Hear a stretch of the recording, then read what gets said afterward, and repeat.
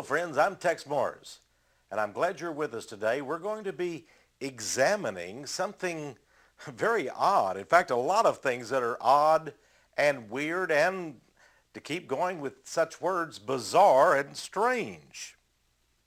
I've been you might say, an interested student of the space program ever since its inception. And of course, that's been practically my whole life. I was born about the same time that the space program began in 1944. Of course, we in the United States brought Werner von Braun and the Nazi scientist over under Operation Paperclip and other secret CIA, OSS, it was called back then, operations, to found our own space program. They were indeed German Nazi scientists. Since that day, since the day in 1945 that Dr. von Braun entered the soil of the continental United States and we began our space program, strange things have occurred with NASA, our space agency. Today we're going to look at some of these strange occurrences and happenings. The question might even be, and some may scoff at this notion, that the devil might be orchestrating the entire U.S. space program. We're going to look at that specifically. We're going to examine the faces on Mars, the hoax of the century it's been called. Did man really go to the moon? Pictures, strange photographs from the Hubble Space Telescope and from the astronauts even themselves in space. Monsters in the Eagle Nebula. We're going to look at Masonic magic and Illuministic activities. Are there magicians and occultists among the astronauts? I believe there are. How about spies in space? And then strange creatures, spiders, bees, crickets in space. Dinosaurs on the moon, it may sound fantastic. We'll look at that as well. UFO sightings by NASA's astronauts and Russia's cosmonauts. Could it be that NASA has often cited strange objects in space, UFOs, and they have not reported this to the American people? We will look at Satan worshiper rocket scientists and engineers, and we will ask ourselves, are there in fact Satanists among NASA's elite today? And are there high-level Freemasons among the astronauts and the executives who run our space program today? So let's get right to work here. And we've got so much to cover today. I hope I can get through all of these things with you. First of all, we have to understand that NASA and the space program is a top secret, in many ways, government program, a military program, if you will. Many of them, of course, are part of the National Security Agency's experiments in space. In my newsletter, which was previously called Flashpoint, but now is Power of Prophecy, I exposed the National Security Agency. I did so in my book, by the way, Project Lucid, L-U-C-I-D. But here was very interesting. I made a study of the National Security Agency's logo, their emblem, their symbol. And from their own literature, they state that, of course, they have the eagle at the very center of their logo. But they say something interesting. In their own brochure, they state, quote, this is from the National Security Agency now, the key and the eagle's talons, or in its grip, representing the key to security, evolves from the emblem of St. Peter the Apostle and his powers to loose and to bind. Do they have godly powers at the National Security Agency and therefore at NASA, one of its subordinate programs? What we do know is that the ability to spy on human beings has been much updated, let's just say, by NASA's experimentation and much of its high technology and science. Here, for example, is an article in Popular Mechanics saying that NASA's spacecraft will get smaller and smaller. Well, interestingly enough, they say that they can actually put a spacecraft of sorts on the wings of a butterfly. Quite interesting, isn't it? Now, let's move very quickly to the satanic aspect of NASA. First of all, we go to the Bible, because I believe strongly in Bible prophecy. Did you know that Jesus depicted Lucifer, or Satan, as a creature that comes from the skies, comes from the heavens? Yes. Jesus said in the Gospel of Luke, I beheld Lucifer like lightning fall from heaven. He was like a bolt of lightning falling from heaven. That's what Jesus said. The Apostle Paul said that Lucifer, or Satan, the devil, or the old dragon, if you will, stated that he comes as an angel of light. And he said that he is prince of the power of the air. Prince of the power of the air. He comes from the heavenlies. He's even depicted as a star. Satanists, such as Aleister Crowley, who called himself the B666, and that's 3 sixes, and Great Britain, actually said that every man is a star god. Listen to what Isaiah, in the book of Isaiah in the Bible, and this is so very vital for us to understand. It talks about Lucifer. It says, how art thou fallen from heaven, O Lucifer? O Lucifer, how art thou fallen from heaven? For thou hast said in thine heart, I will ascend into heaven. I will exalt my throne above the stars of God. I will ascend above the heights of the clouds. I will be like the Most High. The boast of Satan, he will ascend into the heaven and conquer even space itself. Wow.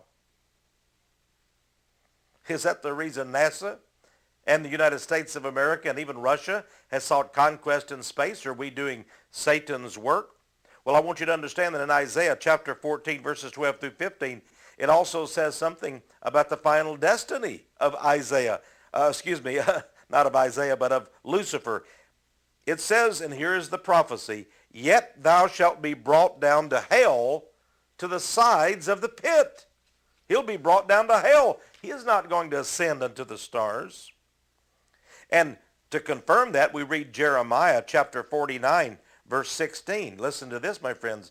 It says, though thou shouldest make thy nest as high as the eagle, I will bring thee down from thence. You can fly like an eagle, NASA or Lucifer, but God will bring you down no matter how high, no matter how far up you put your nest. Listen to what the Apostle Paul said in Ephesians 6, verses 11 through 12. He advises us to put on the whole armor of God, that you may be able to stand against the wiles of the devil. For we wrestle not against flesh and blood, but against principalities, against powers, against rulers of the darkness of this world. And then listen to this, against spiritual wickedness in high places. Spiritual wickedness in high places. Now you may ask me, well, I still don't understand how the space program is connected with Satanism, with the occult. Well, first of all, let's move to one of the pioneers of the space program, a man named Jack Parsons. John Carter and with an introduction by Robert Anton Wilson, put out a book not too long ago entitled Sex and Rockets, The Occult World of Jack Parsons. But who was Jack Parsons? My friends, this is probably the greatest scientist in the history of the world's space programs, including NASA. Jack Parsons. Some say that the Jet Propulsion Laboratories in Pasadena, California were named after him. Jack Parsons, he was considered a genius. And of course, he gathered with him other scientists just as brilliant as he. Today, you will see there in at the Jet Propulsion Laboratory, which is one of the founding laboratories of our space program, there is this monument which celebrates the birthday of the JPL, or the Jet Propulsion Laboratory.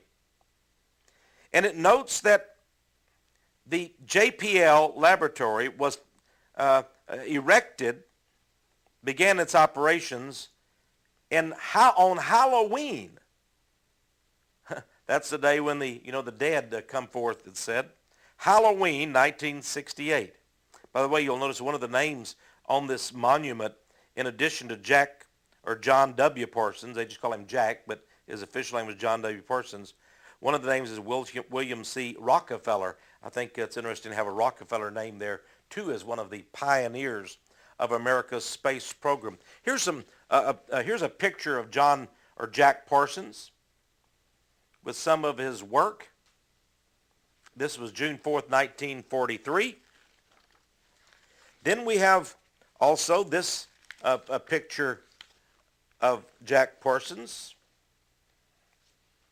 as he sits candlelit, and he begins a satanic ritual. You see, Jack Parsons, this great scientist and rocket engineer, was in fact a member of the OTO, a satanic sect. He was the head of the American branch of this sect. And here we see a woman who he frequently had ritual sex with. In fact, they carried on, this woman carried on sexual relations, and they, under this ritual, to invoke the coming of the Antichrist. The coming of the Antichrist. All right? To be born, the baby who would be the Antichrist.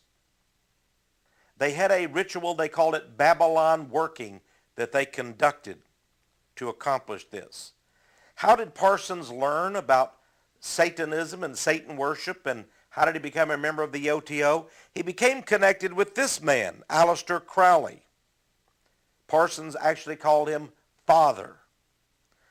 Notice that Crowley, who loved to call himself the Beast 666, is shown here with not only a satanic pentacle on this book, but the satanic triangle on his head, and he is making the sign of Pan, the horned god of the forest. Here is the parsonage, you might say, or the house on 1003 South Orange Grove Street in Pasadena, California.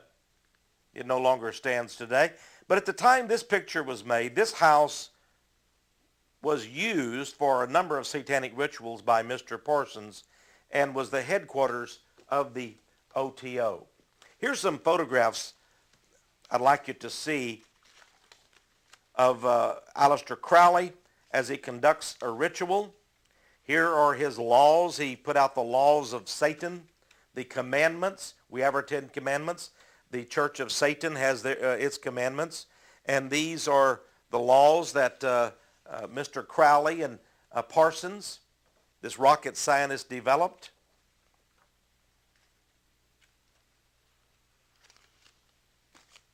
Now we'll see even some more pictures of Crowley and the witchcraft sect, and some of the artwork that hung in some of the temples of worship of these people. And notice, if you will, although this is not Jack Parsons' initiation certificate, you might say, or this piece of parchment, it is in fact a legitimate certificate showing membership in the lodge of the OTO, the occult lodge of one of its members. It's interesting that the Bible talks about the serpent's root is a fiery flying serpent. You can read about that in Isaiah 14, a fiery serpent. Wernher von Braun, the former Nazi rocket scientist who came to the United States and headed up our space program for a while, was our chief scientist, said something very odd. I'd like to quote him if I could. Way back in 1959, he said, "We find ourselves faced by powers which are far stronger than we had hitherto assumed, and whose base of operations is at present unknown to us."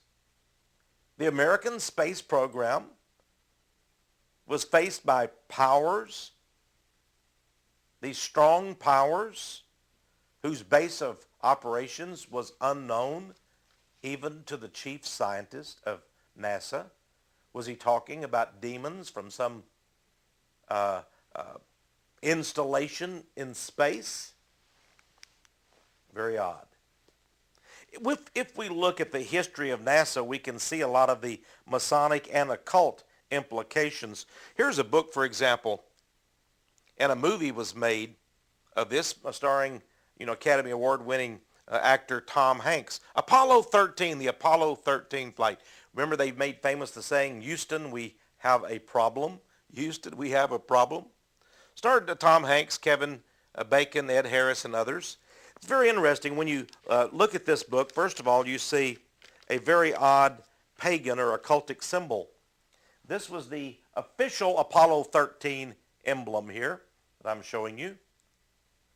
I wonder if that has any relationship to Revelation 6 in the Bible. It talks about the white horse of the apocalypse. The white horse of the apocalypse. Then we go on and talks about the perilous voyage of Apollo 13. Because disaster almost struck in space, as you know, and it appeared that the flight was going to be lost with all the astronauts aboard. Some say, of course, this was simply an occult ritual. Now, I'd like to bring to your attention here in this book, which is, by the way, by Jim Lovell, the astronaut. So it's by an astronaut. It's basically sort of a semi-official record of this flight. Here it shows the actual spacecraft being launched. I'd like to read to you what the caption says. It says Apollo 13, and by the way, the number 13 is that supernatural number of witchcraft, but maybe that's just coincidence. Apollo, of course, is a name of the pagan sun god, the sun, S-O-N, of the sun god Zeus, was Apollo in the pagan mythologies. Perhaps that, of course, is just a coincidence. In the book of Revelation, the dark angel who has the key to the bottomless pit and opens it up, and locusts come forth. It seems like these fiery, flying creatures from the heavens or from somewhere in the bottomless pit begin to torment people and sting people. It says that their leader is named Apollo, or Apollyon, interestingly. But yet we have all of our space flights named by or after these mythological creatures, gods and deities and so forth. But let me just read you the caption on this picture. It says Apollo 13 lifted off on April 11th, 1970 at 1:13 p.m. Houston time, or 13:13 military time. It says a numerologically inauspicious start. Oh, really? Apollo 13 takes off at exactly military time 13:13. 3 13s. That's the triple witching hour. Now, in this book, Freemasonry in American History by Alan Roberts, is a record of our space program and the Masonic participation in it. From John Glenn to Buzz Aldrin, on and on and on. It seems the majority of our astronauts are Freemasons of the secretive Masonic lodges. Isn't that fascinating? Wish I had time to tell you the names of all of these, but you can see I have it marked to the chapter. And by the way, it's interesting, the chapter is called Eyes in the Sky. It's chapter 33 that talks a lot about Freemasonry in the space program. And of course, 33 is the highest initiation ritual of Freemasonry. I'm sure all of that is simply a coincidence as well. In this book that was put out by Time Life, Ancient Wisdom and Secret Sects, now this was put out by Time Life Books some years ago, is a very interesting item in here about what else? Well, about the U.S. space program. It notes that in looking at secret societies and Masonic groups, that a number of the Masons, of course, were indeed members of the Masonic Lodge. But then it's revealed this interesting tidbit. It seems that astronaut Edwin Buzz Aldrin, remember now, he was part of the crew that was the very first to sit down on the moon, we are told. Buzz Aldrin, remember Neil Armstrong and so forth. They landed on the moon, or did they? But in any case, as this book denotes, astronaut Buzz Aldrin, a 33rd degree Mason, took with him this strange pennant. Now, this was never in the press. Dan Rather, Walter Cronkite, and all the news people didn't tell you about it. But here this strange pennant or flag. Supreme Council, 33rd degree, Southern Jurisdiction of Freemasonry. The double-headed eagle. And this flag was placed on the moon. And they actually claimed the moon for Freemasonry. Did you know that? It was our taxpayer dollars that paid for the spacecraft and this mission. But when they got there, they claimed it was the territory now of Freemasonry. I think that's very odd. In fact, as incredible as this may seem, and here we have Leviathan in space in all its glory, here in the March 2000 edition of the Scottish Rite Journal, this is the #1 Masonic publication in the world, it says that a Masonic lodge, has been established on the moon. And this was in the summer of let's see, let me make sure I get this right for you here, my friends. Talks about the astronauts who landed, 2 American astronauts. One of them, it says, was Edwin Eugene Buzz Aldrin, 33rd degree, a member of Clear Lake Masonic Lodge number 1417. But now they have chartered in the year 2000, Masonic Lodge number 2000 in the Sea of Tranquility.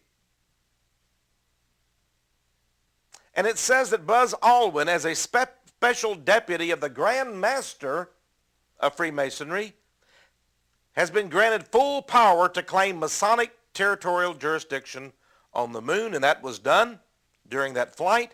But now you can, if you join the Freemasons, you can become a member of Lodge 2000, which is a Masonic lodge on the moon. I wonder how they get up there and meet. Do they go up there in spirit? Now we understand, and by the way, this is a picture out of a news magazine quoting astronaut Neil Armstrong. Remember that?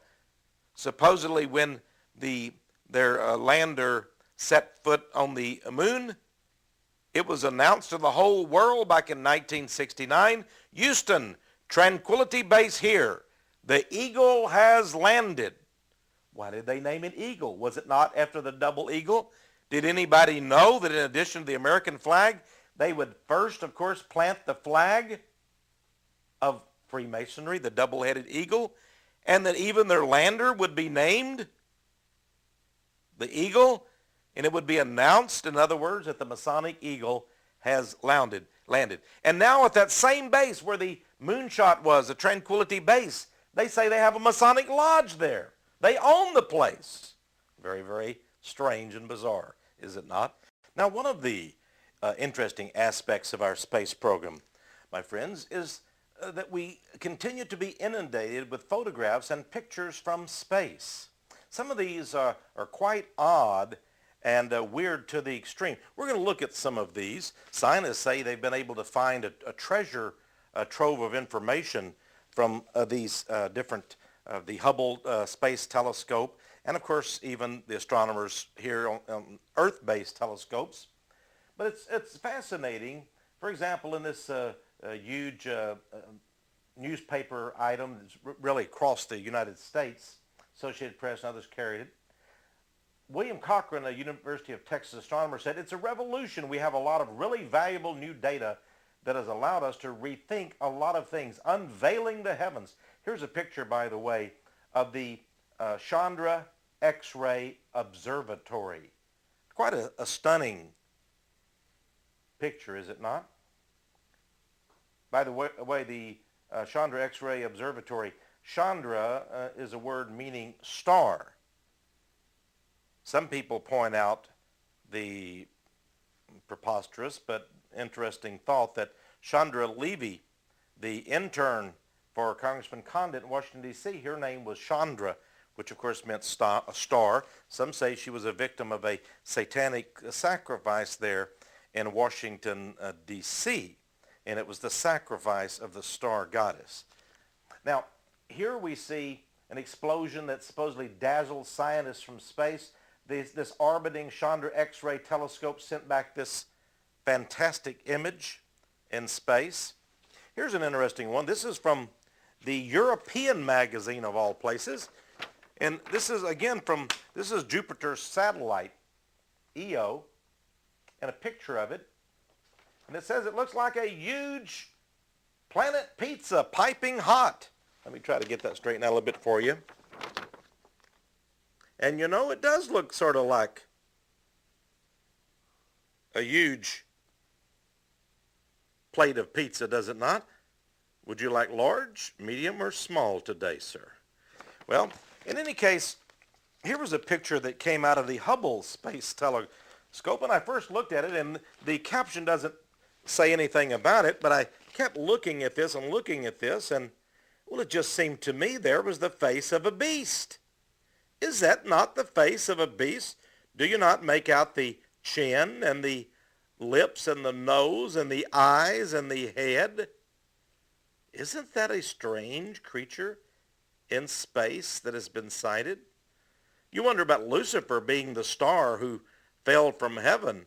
Maybe this is some other kind of a beast that's been observed in the heavens. Is that too far out?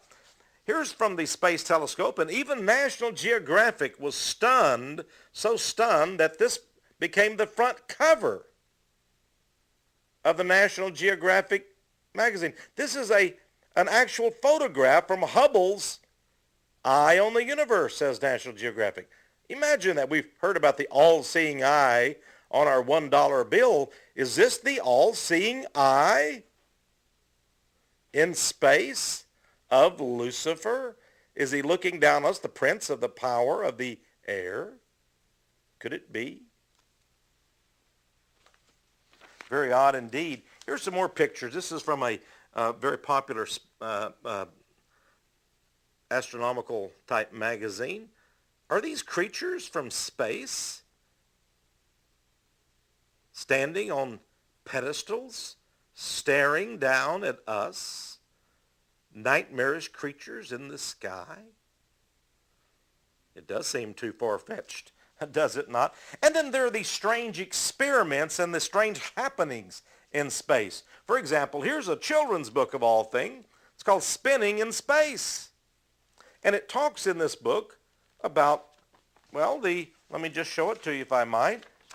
Although this is for kids, it says that one of the experiments in space, the astronauts took spiders on board to see if they would spin their little webs. Here's an artist's conception of what occurred from the Skylab project. Here's the hatching of thousands of eggs by the spider, NASA says. Quite fascinating. And then here are the spiders and some of their webs.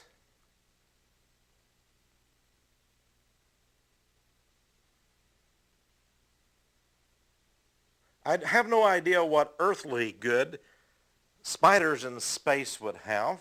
Then some years ago, they say that Israeli scientists participated in a NASA project, and they contributed by having a colony of bees. Well, here are some bees here. This is probably much what the colony of bees in space that the astronauts brought up.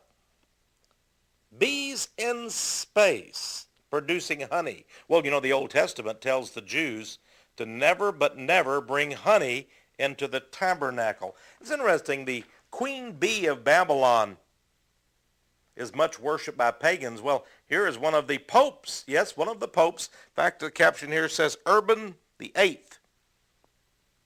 And there is his great symbol, an unholy trinity of three bees. Very odd. You see that, by the way, that same symbol at the Vatican, at St. Peter's at the Vatican. Now, if we really want to get into the theater of the weird, all you have to do is go into NASA's internet webpage. You'll find in their shuttle mission archives the story of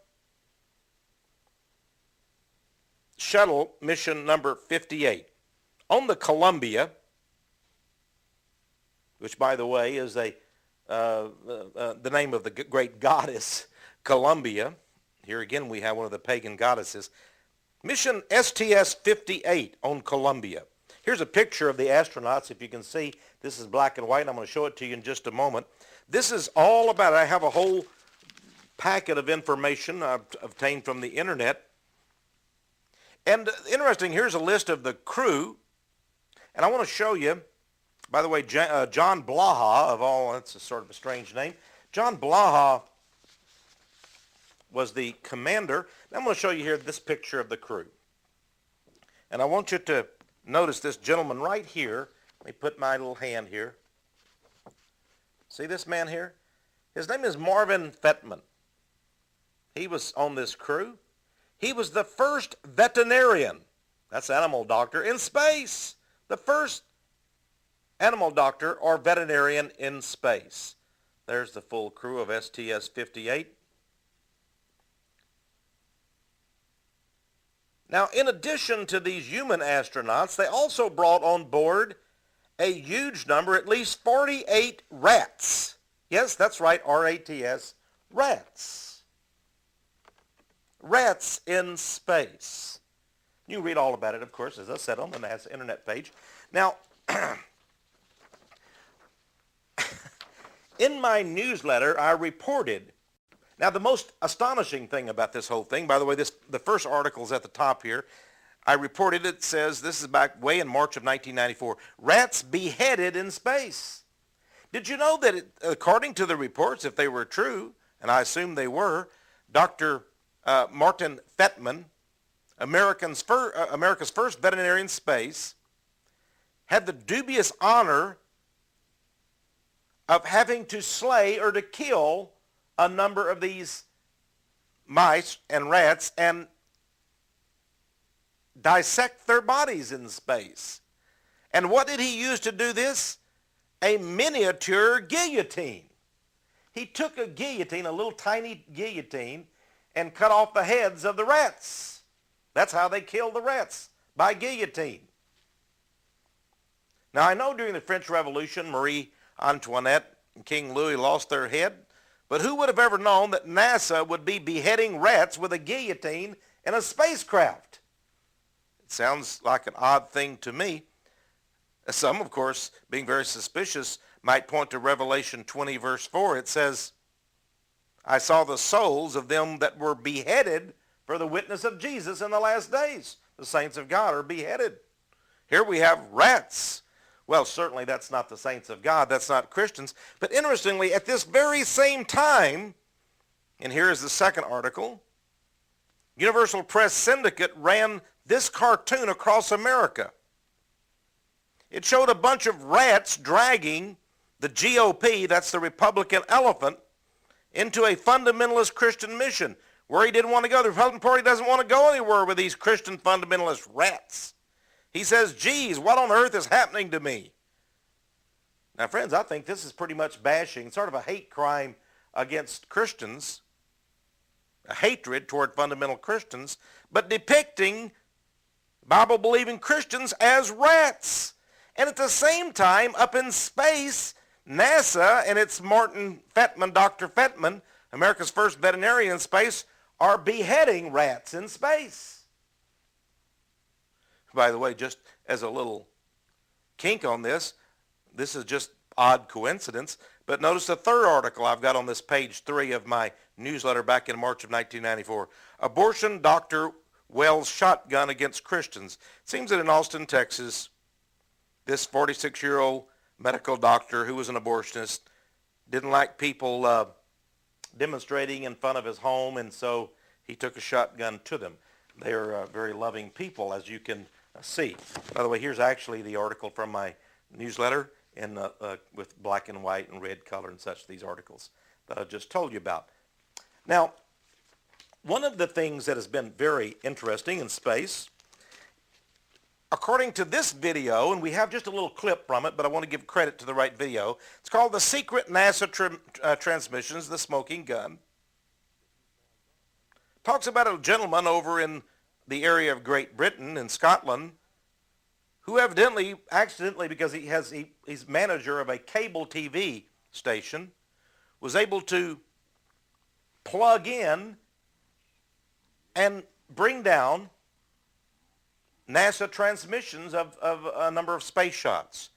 And he says that there are UFOs that are being sighted all the time by NASA, but they do not report it to the general public. UFOs. Now you take a look, my friend, at these strange white circular light objects buzzing around various spacecraft. Even the astronauts have noted it, and this gentleman has tape recorded a number of the conversations of the astronauts. Are these UFOs in space? Some would say, but they're tiny little circular lights.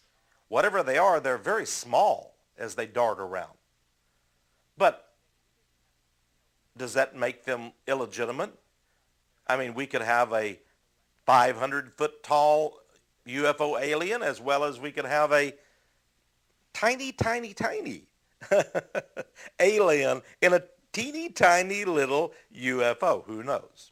By the way, this gentleman wrote a book, Fred Steckling. You may believe it or believe it not. I choose actually not to believe it. But he said, we discovered alien bases on the moon. That's what this book says. But NASA and the astronauts refused to tell us about it. Alien bases on the moon. He says the blow-ups of photographs released by NASA prove there are alien or extraterrestrial bases on the moon. But there are people who say we never went to the moon. So that would make that, of course, impossible. Here's an article that came out in Reader's Digest some years ago. Does the moon make us mad? It says. Did you know that Vladimir Lenin in his last days, the founder of communism, would go out onto his balcony and howl at the moon? I have a file of Democratic Party politicians in the Austin, Texas area, including a picture of Liz Carpenter, who was the press secretary to First Lady Lady Bird Johnson, who regularly goes out on full moons and in the hill country of Texas and howls at the moon. Maybe the moon does make us mad. Maybe our astronauts of NASA have been driven mad by their efforts to go to the moon. Who knows? Now, a man named Richard Hoagland came upon some photographs of NASA some years ago, and he said, does this not look like, this is, by the way, of the, I think it was the Viking probe. And back in 1976, NASA actually filmed this strange picture. This was the Mars Surveyor, it says. Later on, the Mars Surveyor was going to scrutinize these strange pictures. Is this some kind of a monument on the moon, a ruin of a monument? Is that a man's face? Well, scientist Richard Hoagland said he thought it was. And I've studied a lot about this, and it's all kinds of articles. I wish I had the time to talk about these. By the way, to give credit to Mr. Hoagland, he put out a book called The Monuments of Mars. Richard Hoagland by North Atlantic Books out of Berkeley, California. Now, I want to just mention that later on, NASA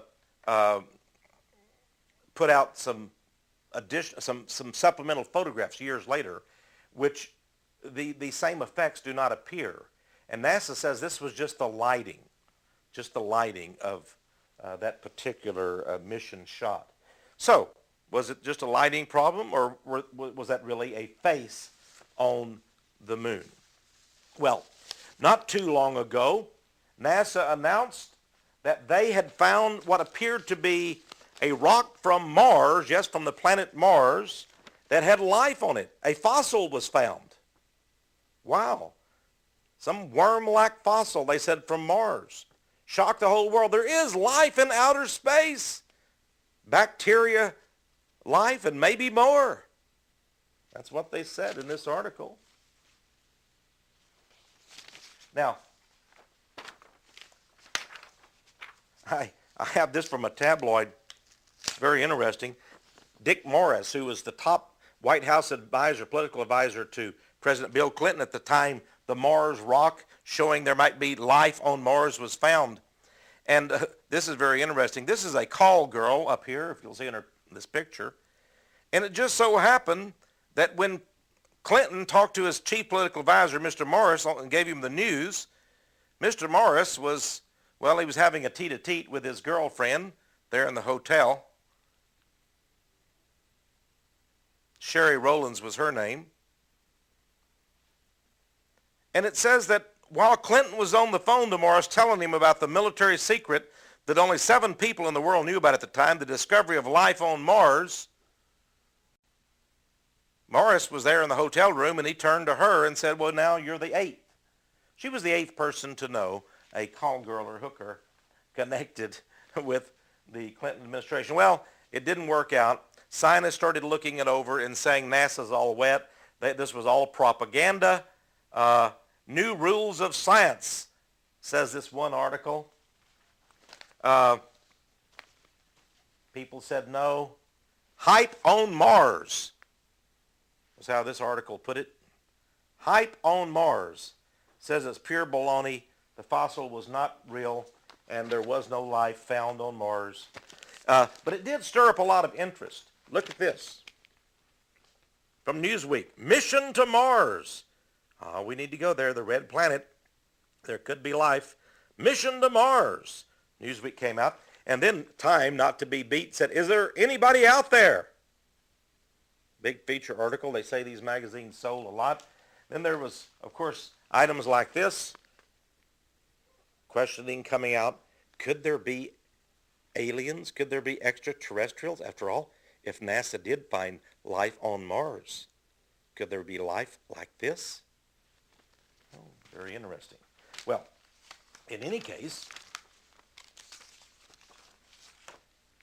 this book came out even before we supposedly found life on Mars, or didn't find it according to what you find. This is a book called The Birth of the Moon. The Birth of the Moon. And in it, this scientist, Louis Manson, says that the moon actually once was part of Earth. And a great catastrophe or calamity occurred, and a piece of the Earth broke off and then was captured by gravity and became our moon, our present moon. And he got some photos from NASA and began to look at them to see if he could find, if that were true, then the great beast and prehistoric creatures that once roamed the Earth would be on the moon, would they not? After all, if they were here, and then a big chunk of the Earth flew off into space, was hurled into space, was captured by gravity and became our moon, then there might be fossil evidence that these creatures from the planet Earth were up in the moon. Well, look at this. First life discovered on the moon, said Mr. Manson way back in 1966. Now this rock formation, he said, appears to be the petrified head of the Critosaurus. Could it be? Friends, you decide. There it is. Is that indeed the head of the Critosaurus? Take a look and see for yourself. It does look very suspicious. Is that the Critosaurus? This rock formation was found on the moon. And then here we have on the other side from a NASA photograph that Mr. Manson looked at very carefully. He says this looks like a giant squid. This fossil. Here is a picture, of course, of the squid on Earth. And there is the fossil evidence, he says. Could it be? Is that in fact evidence of life that once existed on the moon. By the way, a lot of people wonder about my interest in this, and I did a whole audio tape investigative report on this cosmic collision, by the way, supposedly, and the birth of the moon, to see if that might be so. I've always been interested in these things. As you know, I'm a former Air Force officer, spent 20 years in the Air Force, and for 5 years I was at the University of Texas teaching all about new weapon systems, including missiles. And one of the subjects that I taught to students there at the University of Texas was the history of airspace, aerospace, and aviation. The history of the Air Force and of aviation and aerospace. So I have a special interest in these kinds of topics. We've talked about everything from witchcraft and Masonic rituals in space to the faces of a beast in the Eagle Nebula. And by the way, that's interesting, isn't it? Some of those shots from the Hubble telescope were photographs of the Eagle Nebula. We get back to the old eagle of Freemasonry, don't we? Now we're going to go to a more serious topic, though, if those weren't serious enough for you. It has to do with astronaut murders. Astronaut murders. Some astronauts have been killed, 3 specifically on one flight, and then you'll remember the Challenger flight. We'll talk about that in just a moment. But one of the Apollo flights, Gus Griffin, Mr. White, and others were killed. And there have been some very, very strange accusations, or maybe they're not strange at all. For example, Gus Grissom, he was one of the top astronauts in the American space program. Gus Grissom's son made this accusation: "My astronaut dad," he said, "was murdered. Was murdered. My astronaut dad was murdered." Here's a picture of Gus Grissom. Very handsome man, and by the way, they named an air base after him, Grissom Air Force Base, after this tragic death. 3 astronauts in this Apollo craft actually never took off because they were incinerated. They were burned alive. Here's a picture of the spacecraft. NASA still has kept that over the years. Exploded on the launch pad. And these 3 were burned alive, we are told. Although NASA changed its story several times, it seems, exactly as to how they died. But Gus Grissom's son, according to this article, says that he thinks NASA's responsible for their murder. This is from Great Britain, of all places. Focus magazine, one of their top sort of investigative news magazines, looked into space conspiracy, the NASA cover-up that killed 3 astronauts. And an incredible article in here, Apollo 11, NASA's dirtiest secret. Could it be? Here are the 3 astronauts on a dress rehearsal for the flight. And then we go on to these shots inside, and here again we see the same picture, if you will, of the charred remains of the capsule of this Apollo ill-fated non-flight.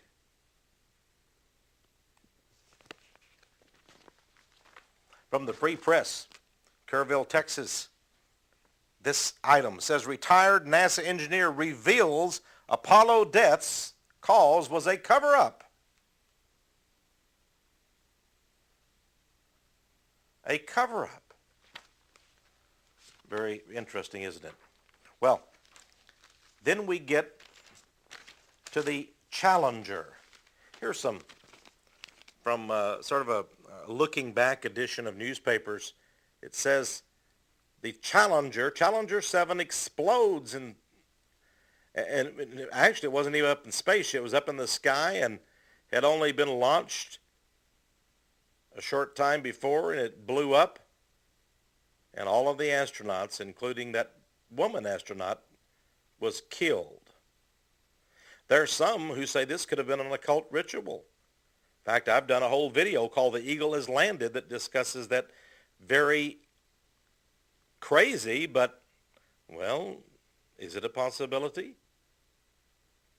Some would say you're paranoid to think such things. I say study, investigate, and then decide for yourself. Here is another edition of our own local newspaper talking about the Challenger accident. The very name Challenger, was it a challenger to Lucifer? Was this some kind of strange occult ritual? And there's the crew, all of them, dead. But of course, that wasn't the first thing, bad thing to happen to NASA. Here from Final Frontier magazine is this feature story, $80 billion blunder. Then in USA Today, here is a list. It says past space accidents. Whole list of them. Past space accidents. The date and the incident that occurred. Sounds sinister. Then, as far as the overall Star Wars or space program, Great Britain, of course, has been working with us on this. Isn't it interesting? This newspaper item that hit the Associated Press of the United States, baffling case of 10 dead scientists.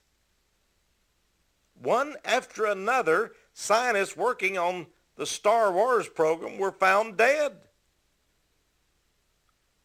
Most of mysterious causes over in Great Britain. We move from the potential murder of astronauts, could it be, to the hoaxes. Some people say that the whole moonshot landing was a hoax. We never went to the moon. We're going to look at that in just a moment here. Let's just look at some of the books that have come out on this subject. Moongate. Really? We never went to the moon. Here's another book, a very thick book, powerful book, Dark Moon. People are blowing the whistle now, they say. Here, a good friend of mine, Renee, published this book. Self-educated engineer, a brilliant man, NASA mooned America. This entire book shows that technologically and engineering-wise, we could not possibly have landed on the moon in 1969 as we stated we did. And by the way, this very picture supposedly proves that. There were two astronauts who supposedly landed on the moon, who actually walked on the moon. We've talked about that a little bit earlier. Buzz Aldrin, 33rd degree, and Neil Armstrong. But look at this picture. Notice that in the visor, in the headpiece of this astronaut, is the other astronaut across the way. He has no camera in his hand. Who took the picture? Some people believed, in fact, there was an entire movie that was created by Hollywood called Capricorn 1. It starred, of all people, O.J. Simpson, the murderer. Well, most people think he was a murderer. O.J. Simpson, the great football star, who was tried but found, excuse me, let me clear my throat if you know what I mean, innocent of killing his wife and a young man. Starred in the movie Capricorn 1. And this movie proposed that a actual movie set had been set up in a huge aircraft hangar or some building of some sort out in the desert in a rough area. And they filmed the whole thing. They created it all on film. And that's why the images are so grainy and everything. They didn't want you to see all the detail and such of that flight. By the way, Renee had these pictures, and this has been in a number of magazines and newspapers. This was in the Spotlight some years ago. Let's look at these in sequence. Here we have the first picture. It's an astronaut. And according to NASA, this is an astronaut who's rehearsing for a space shot. He's rehearsing. He's in a capsule, and he's just rehearsing for a space shot. Then the next picture actually shows an astronaut in space. But look very carefully. You'll see that this is the same picture, the same astronaut in every way. He's simply reversed. a reverse out, as you can do with negatives. Look at these. You see the same thing here. On one side, you see the astronaut, and you see he's inside their trailer or their cabin, whatever it is that they do their rehearsals and their training mission. And in the other, they say he's actually walking in space. This was a photograph.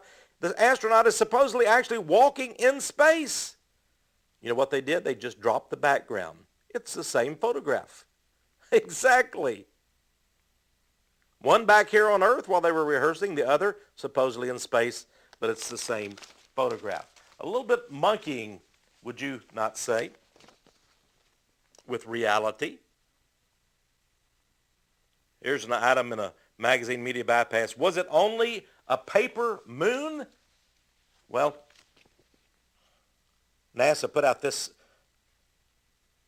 information. It was put in the U.S. News and World Report. It said, yes, we did go on the moon. Here's a picture.